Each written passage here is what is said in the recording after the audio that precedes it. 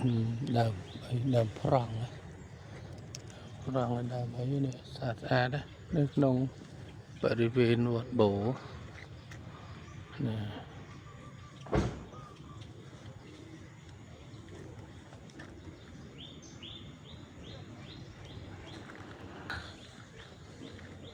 បរិវេណវត្តបូ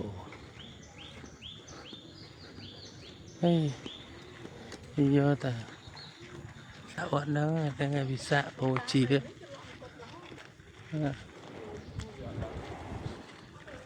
ឡែស្ពឺឡើងទៅពហិធំណា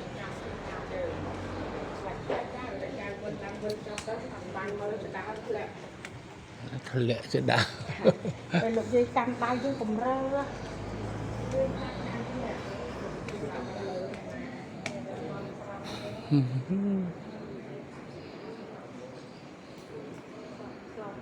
ពីវត្តបូ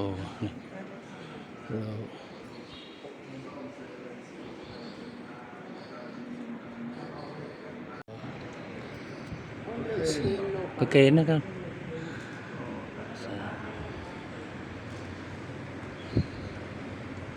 រតនៈឯណាមួយក្នុងលោកមានច្រើនបែបច្រើនយ៉ាងរតនៈទាំងនោះពុំស្មើនឹងពុទ្ធរតនៈធម្មរតនៈសង្ឃរតនៈឡើយព្រោះឯនោះសូមសេរីសួស្តីទាំងឡាយកើតមានដល់អ្នកទាំងឡាយទាំងបុរសទាំងស្ត្រីនោះចូលបាននៅប្រយោជន៍បាននៅសេចក្តីសុខចូលចម្រើនក្នុងព្រះពុទ្ធសាសនាចូលកុំឲ្យមានរោគឲ្យបាននៅសេចក្តីសុខព្រមទាំងញាតិទាំងឡាយទៅសឹងធ្វើផ្លែអីដូចផ្លែភ្ញៀវអត់ស្គាល់វា